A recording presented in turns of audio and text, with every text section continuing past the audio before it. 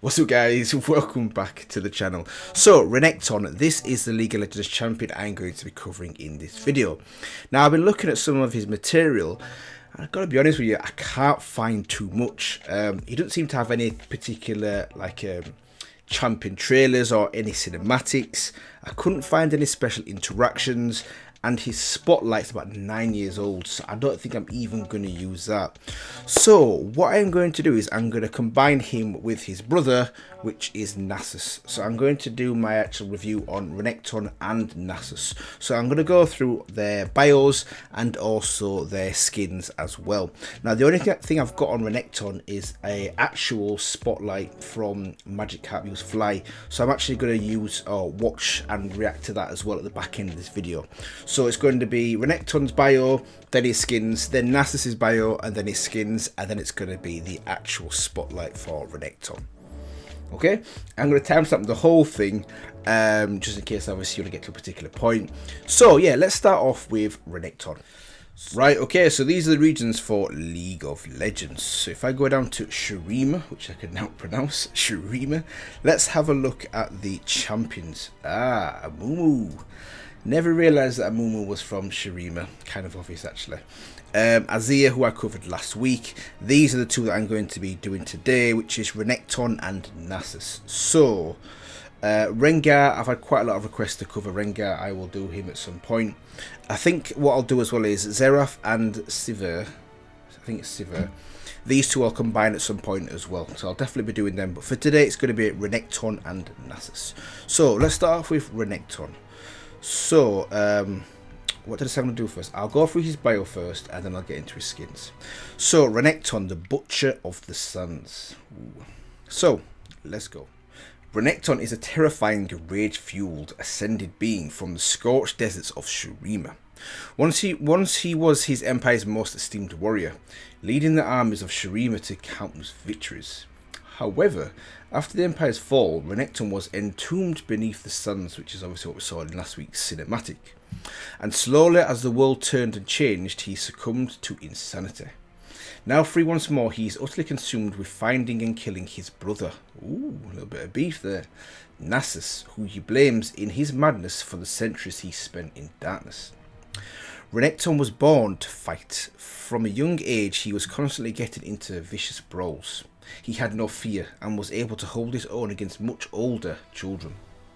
It was often pride that led to these confrontations, as Renekton was unable to back down or let any insult pass.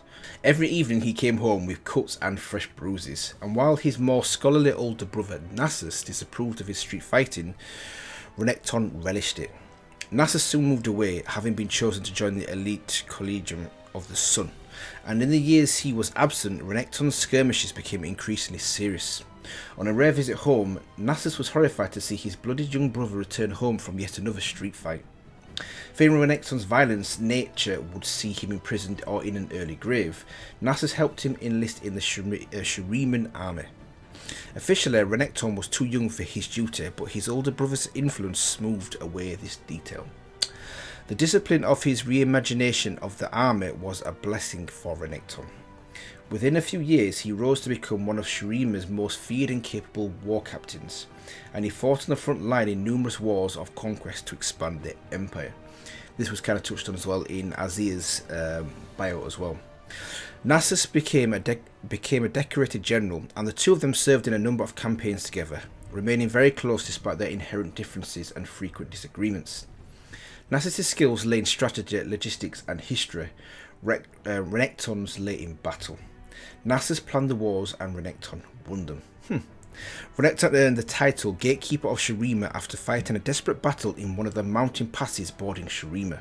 An invading force had landed on the south coast, striking towards the isolated city of Zureta. If it was not halted, the city was certain to be razed and its populace massacred. Outnumbered 10 to 1, Renekton and a small contingent faced these aggressors, determined to buy time for the city to be evacuated. It was a battle that none expected Renekton to survive, let alone win. He held the pass for a day and a night, long enough for a relief force led by Nasus to arrive. With barely a handful of warriors left standing, none uninjured, Renekton was hailed a hero. Renekton served on the front lines for decades and never lost a battle. Well, his presence was inspiring to those who fighting alongside him and terrifying to his enemies. Victory after victory were his, and such was his reputation that some wars were won without a sword even being lifted. Enemy nations surrendered as soon as they heard Renekton was marching on them. Renekton was of middling years, a grizzled and battle-scarred veteran, when word reached him that his brother was close to death.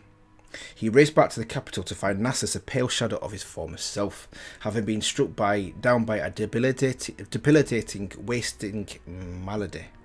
The sickness was incurable, similar to the rotting curse said to have cut down an entire noble line of antiquity. Nevertheless, Nasus's greatness was recognised by one and all.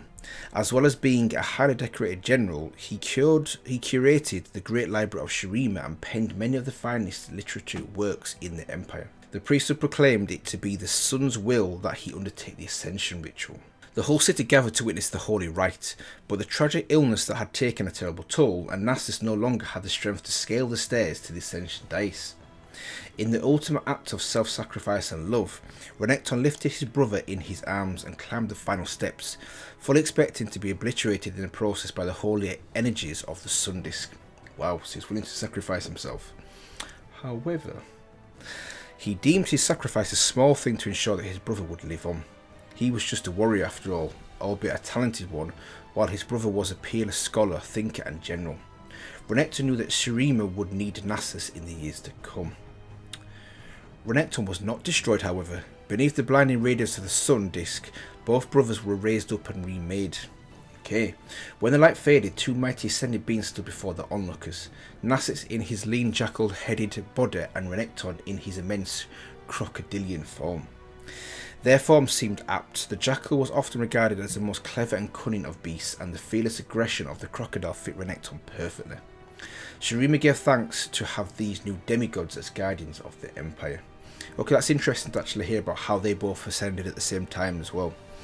Renekton had been a mighty war hero before, but now he was an ascended being, blessed with power beyond mortal understanding. He was stronger and faster than any regular man, and seemed virtually immune to pain. Though ascended beings were not immortal, their lifespans were dramatically increased, so that they might serve the Empire for hundreds of years. With Renekton at the head of the Shuriman armies, the Empire's military was all but unstoppable. He had always been a ruthless commander and ferocious fighter, but his new form gave him power beyond belief. He led his soldiers of Shurima to many bloody victories, neither giving nor expecting mercy. His legend spread far beyond the borders of the Empire, and it was his enemies, that gave him the name Butcher of the Sands, a title he embraced. There were those, Nasus among them, who came to believe that a portion of Renekton's humanity had been lost in his transformation. As years progressed, he seemed to become crueler, relishing the spilling of blood more than was natural, and whispers circulated of atrocities he committed in the name of war. Nevertheless, he was a staunch defender of Shurima, and he faithfully served a succession of emperors, ensuring the security and greatness of Shurima for hundreds of years. During the reign of Emperor Azir, so this is who we mentioned last week, word arrived that a magical being of fire had escaped the magical sarcophagus that bound it to its underground prison. It had laid waste a Shuriman town before fleeing across the desert to the east. Renekton and his brother Nasus set forth to recapture this legendary foe. So I've got a sneaky feeling this legendary foe is another champion in League of Legends as well. While they were absent, the young emperor, guided by the manipulation, of his Magnus Zereth, attempted to join their ranks and become one of the Ascended. The results were catastrophic, and obviously we know what happened with that one as well. Renekton and Nasus were a day's ride away from the capital, but even so they felt the shockwave as the ascension ritual went awry. Knowing that something terrible had come to pass, they raced back to find the glorious city in ruins. Azir had been killed along with most of the city's populace, and the great sun disk was falling, drained of all its power. At the epicenter of the ruin they encountered Zereth, now a being of pure malevolent power. The brothers sought to bind Zereth in the magical sarcophagus that had held the ancient being of fire. For a day and a night they battered, but the Magnus was powerful and would not be held.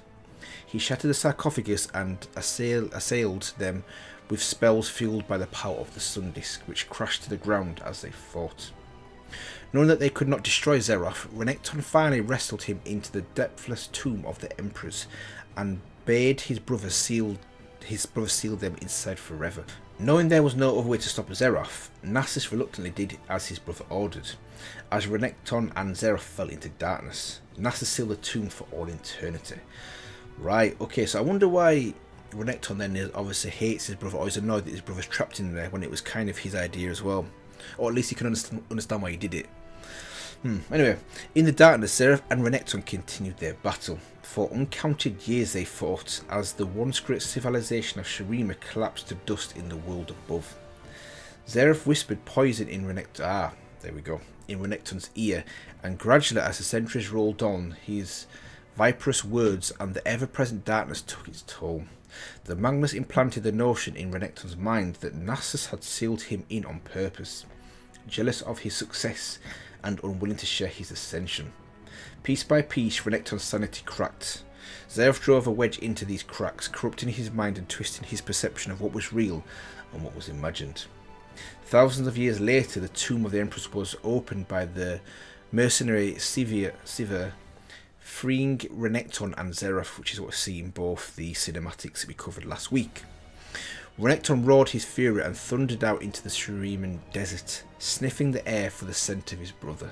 Renekton now roams the desert, seeking the death of Nasus, the traitor he believes left him to die. His grip on reality is tenuous at best, and while there are moments where he resembles the proud, honourable hero of the past, much of the time he is little more than a devolved, hate-maddened beast, driven on by the thirst for blood and vengeance. Right, okay, so basically the last 3 or 4 paragraphs kind of answer my question I had before. So this Xerath is just a piece of work, isn't it? Not Xerath. Yeah, Xerath. Yeah, Xerath, he's a piece of work. Not only did he betray and kill, technically, Azir, who obviously loved him as a brother, he then has turned brother against brother. He's corrupted Renekton's mind to think that Nasus trapped him in there as well. So yeah, so this Xerath is just a bad guy. So what I'm going to do now is I'm going to go into the actual skins. I'm going to go through the skins for Renekton now, and then after that I'm going to go into the bio for Nasus. Be good to see the bio from his point of view as well. So anyway, let's get into the skins. Right, okay, so the skins, where are you? Here. Okay, so this is his original skin, which is pretty cool. Whoa. So then we got Galactic Renekton. Oh yeah, Renekton, yeah. Wow, that's pretty cool. Okay, I like that. Let's compare it to the original. So that's the original one. Okay, that's pretty good. Okay, I can get with that. Next one, Outback Renekton. Let's have a look. I like that one. That one's good. Yeah. Okay, Blood Fury Renekton. Wow, I like that one. It looks more like a dragon there, though, than a crocodile. That's cool, though. Rune Wars. I've got a feeling I'm going to like this one. Rune Wars. Okay, that's nice as well. Okay. Rune Wars Renekton. Scorched Earth Renekton. Wow. Yeah, that's cool. Okay. Pool Party Renekton. How can you go from, just look at these, yeah? You got Rune Wars, look at all these like Mad Max type, skins. Scorched Earth, Rune Wars, Pool Party. Pool Party. Yeah, I like that one. That is good. Prehistoric Renekton. That one's cool. Right, okay. I like that one. SKT1. Okay, let's have a look at that one. Okay, that's pretty cool. Okay, it's pretty cool there. Renektoy. Do you know what gets me? It's the contrast. The contrast between them that's just mad. So I don't know all the I don't know all his characters, but clearly this one is Renekton, inspired by Toy Story. That's good. Hectic Renekton. That's cool as well. That actual design there reminds me a little bit of Warwick. the actual look here. This, yeah. And then Black Forest Renekton. Black Forest is cool as well. Okay, so some pretty good ones there. So if I had to pick, bear in mind this is the original. If I had to pick one, my favourite one would have to be... No, I can't do it. I can't do it. My favourite one would have to be this one. Prehistoric Renekton. That's my favourite one. That is really good. But the reason I was laughing is because that's a close second. That is so funny. That's a close second. And in third will be Renekton. That is ridiculous. That is absolutely ridiculous. So that one's third. Pool Party is second. And my favourite skin out of all of them is Prehistoric Renekton. Okay, so what I'm going to do now is I'm going to move on to the bio for Nasus. So let's go. Right, okay, so Nasus, the curator of the sands. I'm really feeling actually the overall design of Nasus. I like his look. Really reminds me of the Egyptian god Anubis. Yeah, it's got a cool design. So the bio, let's go. Nasus is an imposing jackal-headed ascended being from ancient Shurima, a heroic figure regarded as a demigod by the people of the desert. Fiercely intelligent, he was a guardian of knowledge and peerless strategic, whose wisdom guided the ancient empire of Shurima to greatness for many centuries. After the fall of the empire, he went into self-imposed exile, becoming little more than a legend. Now that the ancient city of Shurima has risen once more, he has returned, determined to ensure it never falls again. Interesting. Nasus's brilliance was recognised from a young age, long before he was chosen to join the ranks of the Ascended.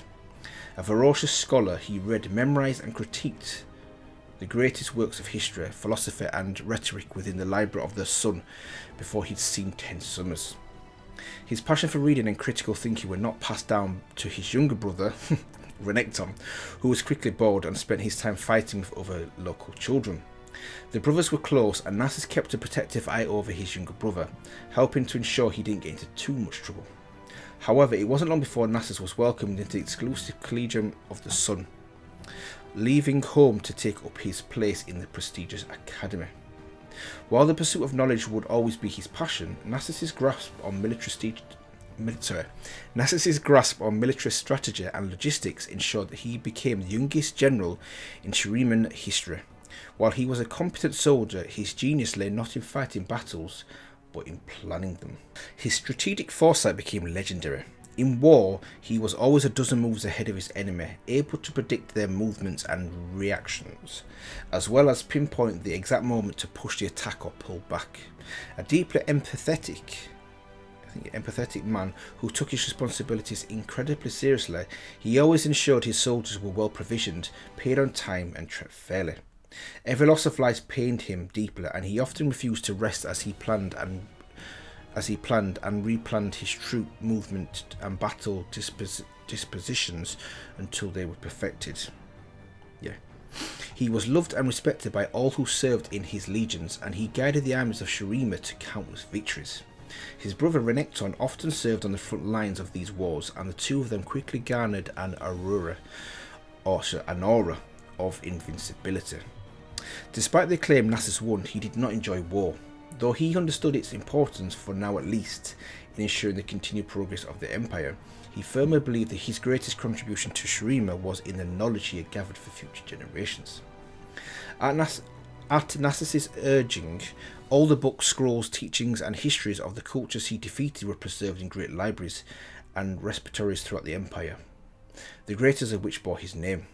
His hunger for knowledge was not for selfish reasons, but to share wisdom with all Shurima, to enhance understanding of the world and bring enlightenment to the Empire. Okay, after decades of dutiful service, Nasus was cruelly struck down by a terrible wasting sickness. Some say he encountered a Mumu, a long dead child king said to bear a terrible curse. Poor Mumu. Others believed he was laid low by the evil magics of an Icarthian cult leader. Whether the truth, the Emperor's own physician declared with a heavy heart that Nasus was incurable and would be dead within a week. Wow, a week. The people of Shurima went into mourning, for Nasus was its brightest star and beloved by all. The emperor himself begged the priesthood for an augury. After a day and night of communing with the divine, the priest declared it the will of the sun god that Nasus be blessed with the ascension ritual. Renekton, now a great war leader, raced back to the capital to be with his brother. The terrible sickness had advanced dramatically, and Nasus was little more than a skeleton, his flesh wasted away and his bones as fragile as glass. So weak was he that, as the golden light from the sun disk steamed onto the ascension dais, Nasus was unable to climb the final stairs and step into the light, which obviously we found out in Renekton's bio as well. Renekton's love for his brother was stronger than any sense of self-preservation, which is the opposite of Zeroth. And he nobly bore Nasus onto the dial. Ignoring his brother's protest, he willingly accepted oblivion in order to save Nasus. However, Renekton was not destroyed, as was expected. When the light faded, 2 ascended beings stood before Shurima. Both brothers had been deemed worthy, and the emperor himself dropped to his knees to give thanks to the divine. Which is cool, I like that. I like how Renekton was willing to sacrifice himself, and maybe that was actually a factor in him surviving. He was worthy of, actually, because he was willing to die, he was worthy of having this power.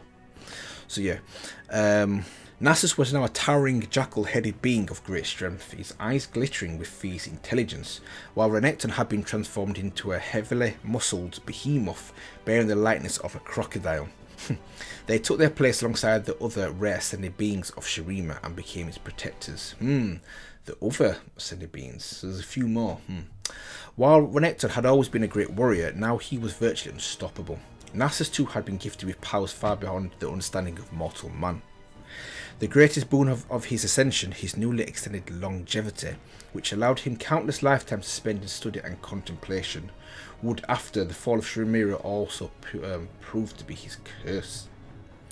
One of the side effects of the ritual that disturbed Nasus was the increased savagery of he saw, shall I say, within his brother. At the accumulation of the siege of Nashirme, which finally brought that ancient city under Shuriman rule, Nasus witnessed the vicious Shuriman soldiers butchering everyone they came across and setting the city ablaze. Renekton led the massacre, and it was he who set fire to the great library of the Nashrami, I think it is, destroying countless irreplaceable volumes before Nasus was able to contain it. This was the closest the brothers ever came to bloodshed, standing in the centre of the city, weapons drawn against each other. Under the stern, disappointed gaze of his brother, Renekton's bloodlust waned, and he finally turned away in shame. So this is one of the stances that Nasus has, didn't he? He said that even if they take over people, they will still keep their knowledge, almost like to understand and get a better understanding of society in general.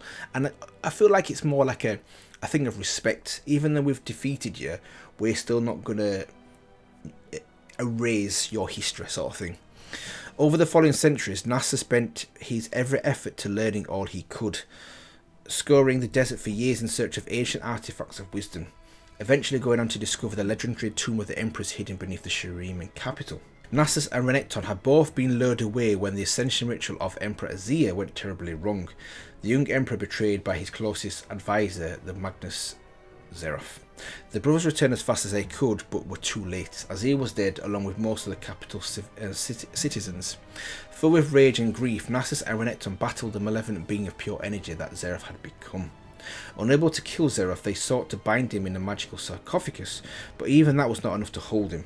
Renekton, perhaps attempting to atone for Nashrame years earlier, grabbed Zeroth and bore him into the tomb of the emperors, bidding Nasus to seal them in. Nasus refused, desperate to find another way, but there was no other option. With a heavy heart, he sealed Zeroth and his brother within the fathomless darkness, locking them away for all eternity. The Shuriman Empire collapsed, its great central city sank into ruin, and the holy sun disk fell from the sky, drained of power by Zeroth's magic. Without it, the divine waters flowing from the city ran dry, bringing death and famine to Shurima. Bearing the heavy burden of guilt and having damned his brother to darkness, Nasus took to roaming the sands, accompanied only by the ghosts of the past of his grief. A melancholy figure, he stalked the now dead cities of Shurima, watching as they were slowly swallowed by the desert, lamenting the fallen empire and its lost people. He embraced isolation, a lean solitary nomad who the occasional traveller claimed to glimpse before he disappeared into a sandstorm or an early morning haze. Few believe such stories, and Nasus became little more than a legend. Centuries passed and Nasus all but forgot about his old life and purpose, until the moment when the now buried tomb of the Emperors was rediscovered and its seal broken. In that moment he knew Zeref was free. Ancient vigour stirred in his breast, and as Shurima rose from the sands, Nasus traversed the desert, angling towards a newly reborn city. Though he knew he had to battle Zeref once more, hope stirred within him for the first time in millennia. Not only was this potentially the dawn of a new Shuriman empire, but he dared believe it might also herald a long-awaited reunion with his beloved brother. Yeah, this is set up nicely. This is like a little mini story as well. You know, he obviously cares so much about his brother, but he obviously isn't aware of what's happened to his brother and how he's been corrupted by Zeref as well. So, let's have a quick look here. So you got Nasus, you got Siva, you got Zeref, and Renekton. So, what I'm going to do now is I'm going to go through his skins like I did with Renekton, and then I'm going to get into the actual spotlight for Renekton as well. So, let's go. Right, so the Curator of the Sands, Nasus. So, his skins. So, this obviously is his base skin. I really do like it though. The original design is cool. Really do like it. So, let's start off with Galactic Nasus. That's cool. That is galactic. Tell me about that. That is galactic. Not much really going on in the background though. But okay, it's cool. Okay, it's a good start. Pharaoh Nasus. Right. Yeah, I like that one. That one's nice. Okay, cool. Dead Knight Nasus. Oh, ho, ho. Yeah. That's nice. Okay. Okay. Riot K9. Riot K9. Oh, K9. Stupid. That's cool as well. I like that one. Okay. Infernal Nasus. That's similar to what I saw with Renekton as well. But no, that's cool. Infernal Nasus. I wonder if he's got a pool party one as well. Okay. Archduke Nasus. So that's kind of a stupid one. This is what I mean. How can you go from that, right, to that? Archduke. Yeah. Okay. Yeah. World Breaker. A little bit like Hulk. Like a World Breaker Hulk. World Breaker Nasus. Wow. Wow. That's giving me Aurelian Sol vibes. Just the kind of the look there, the scale of him and the people here, this person here. Yeah, it's really giving me Aurelian Sol vibes. Cool. And Lunar Guardian Nasus. Okay. Okay. Okay. That's good. So, this is his original design. Which is my favourite one? I like Pharaoh Nasus. That is a cool one. Infernal is good as well. Wallbreaker is nice, but it's got to be Lunar Guardian. Lunar Guardian, that is the one. That is the one. That looks so good. This is second though. Wallbreaker Nasus is second. Lunar Guardian is first, and if I was putting a third, I would probably go with Infernal. Infernal would be third, but yeah, this Lunar Guardian, that takes the one spot. Yeah. So that's the skins for both characters, and that's the bio for both characters. So what I'm going to do now is I'm going to move on to Renekton's actual spotlight from Magikarp Use Fly. So let's go. This video is brought to you by Crocs. Put them on and have nobody like you, just like when you play Renekton. Crocs, the only shoe that looks like a bunch of black dicks poked a hole through. Where the fuck did you come? Welcome to League of Legends. I've got to admit, though, Crocs are absolutely awful out there. They are shocking. Actually, I saw someone in public wearing Crocs about a week ago. Yeah, you would never get me. You would never get me wearing Crocs. I tell you that now. It's actual champion spotlight featuring Renekton, the Butcher of Sands. Embrace the jaws of death. All right. Hey, Dr. Dickfuck. Hey, Dr. Dickfuck. Hey, Dr. Dickfuck. Hey, Dr. Dickfuck. Hey, how about Dr. Fuck me in the ass because I love Jesus? You know what? No. It's a new year. You know, all these videos, all this cursing, all this saying champions are OP, we're throwing... He does swear a lot, doesn't he? He does swear a lot. I'll give you that. Out the window. This year we're starting fresh. So This is Renekton. He's just a really difficult champion. You know, just not broken, just super balanced, and you know, just doesn't give anyone a fucking aneurysm. Look, you know, 100% balanced. You know, no problem at all. Everything is just hunky dory, and you know, nothing is wrong. He's about as balanced as Rengar. Both just, you know, really high skill, low success champions.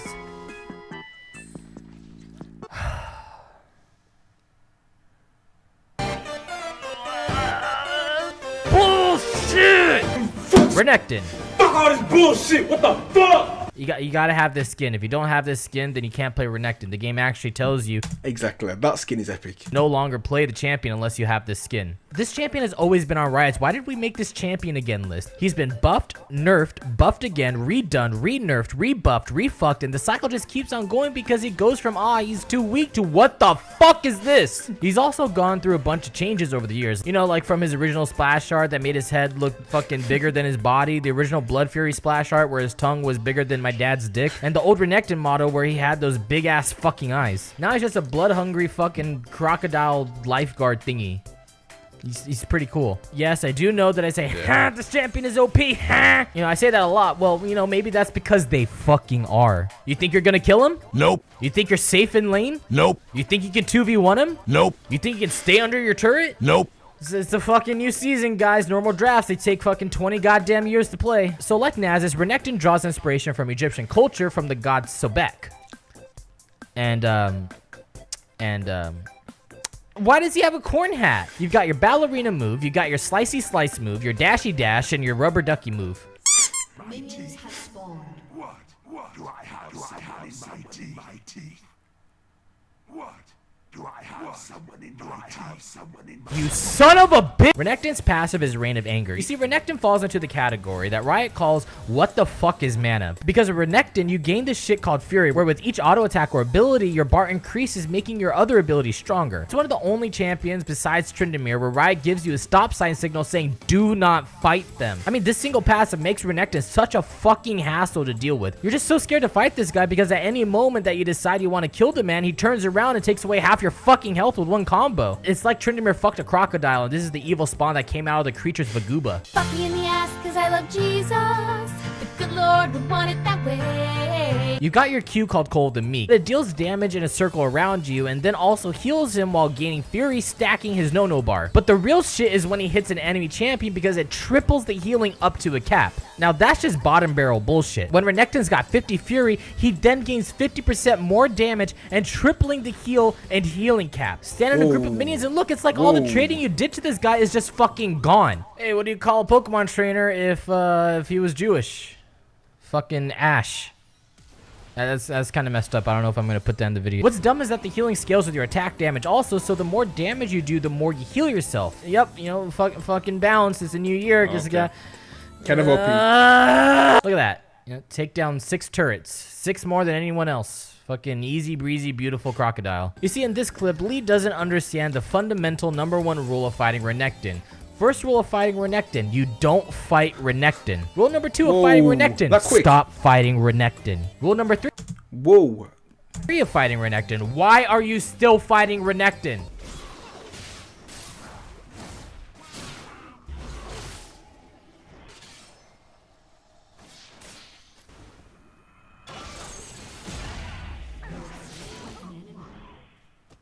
Fuck me in the ass. Your W is Ruthless Predator. This ability, out of all of the stupid piece of shit champions abilities, is probably my most hated, especially if you're running Thunderlords and Precision on this guy. Ruthless Predator stuns the champion, applies 3 buffed auto attacks when you're at 50 Fury, resets your auto attack timer, procs Thunderlords, and then you just Q to gain back your Fury and grab some free health. I mean, what is this? Fuck me in the ass cause I love Jesus. Whoa.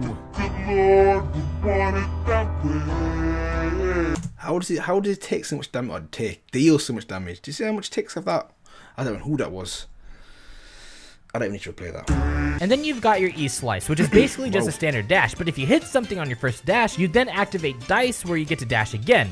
Double dash in this bitch like it's fucking Mario Kart, man. But of course, you've also got your Reign of Anger passive, where once you reach your no-no zone, the skill also deals 50% bonus damage, as well as reducing your opponent's armor, which is nice, but usually you're using the skill to be a little bitch in lane by dashing to your enemy, using your empowered W, using your empowered Q, and then dashing back out for a free trade. The hitbox on this dash is also pretty wide. You could be running away and use both dashes on top of your opponent in order to get away to safety. It's like fighting Riven, except you don't have to deal with all these ridiculous flips like you're fucking watching the arrow. Yeah, the fuck? Unnecessary flip. What shit? Parkour, parkour, parkour. Going for that long. The first season of Arrow was actually pretty good. Just saying. After that, I'm con right now. I've invested too much into this. Your ghosts will not scare me. They're like testing the waters. They don't. No. Is he AFK? I think Go! no way. I'm gonna do it again. No way. Parkour, parkour, parkour. Going for that long con right now. I've invested too much into this. Your ghosts will not scare me. They're like testing the waters. They don't. No. Is he AFK? I think Go! I'm gonna do it again. This time I'm gonna change it up though. I'm gonna go bot lane. I'm gonna long con him right here. Come to me. Come on, Yasuo. You want this? Come on. It's the long con. No, I'm doing the long con. This is the long con. Be afraid of me, people. I'm still going. Matt. We don't stop. It's the long con. There we go. That one auto attack right. Next up, you've got your ability, Dominus. You instantly gain 200 to 800 health while giving his basic attacks and Call of the Meek more range while also dealing magic damage each second to the enemies around you. You also gain 5 Fury for the 15 seconds that your ult is active. You know, this is kind of like the solve all problems ability for Renekton. If you feel like you need some extra health in lane, you know, ult and get some extra health back. Feel like you're feeling threatened by your enemy laner, ult and, you know, they run away. You're just standing in lane by yourself because your enemy laner isn't there, ult because, you know, it looks cool. Grab a Titanic Hydra because it works so well with your W, or a Ravenous for some lifesteal. You can also choose to grab a Black Cleaver or Yuumu's and then just go full tank. Now, is Renekton super OP? Kind of. He's like one of those champions that just never really falls off, but is still extremely reliable, and in the right hands can destroy the enemy team. He thrives early game, butt pounding whoever gets in his way when he has his Fury stacked and just runs around the map doing whatever the fuck he wants to do for the rest of the game, or until he falls off when late game starts coming around. The problem with Renekton is just that he's just always going to be a lane bully. Like, no matter what, he's going to be a lane bully. His entire kit is made to be a lane bully, and with Thunderlords being so strong right now, it just fucking catapults that shit. Hey, look at that. You know, went through the entire video without doing a Steve Irwin joke. I'm proud of myself. Good job, everyone. Good job, me. Oh, what's coming? Wait, no. Oh. Come on, that's shocking.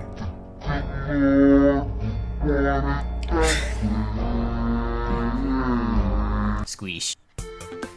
I knew that would come in. But yeah, apart from that, that was really good. Really good to actually see Renekton Spotlight. Like I mentioned at the beginning of the video, there is a Spotlight for Renekton, but it's so old. It's about 9 years old, so I'm quite confident that since then there's been a lot of changes to his character. So I thought I should go through this one instead. And based off this, he seems so OP. The guy seems so OP. Now, I don't know, since this Satchel video, maybe he's been balanced again to be made a bit more, yeah, a bit more balanced. But who knows? Maybe someone in the comment section can let me know if it is it OP, is he still OP, or has he been balanced since this video. But yeah, I think I'm gonna leave it here today, guys, on this one. Hopefully you actually enjoyed my read through of the bio for Nasus and Renekton, and also my review of their skins as well, and also this actual spotlight for Renekton as well.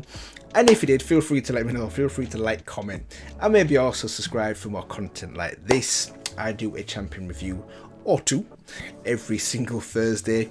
So yeah, I will see you guys in the next one.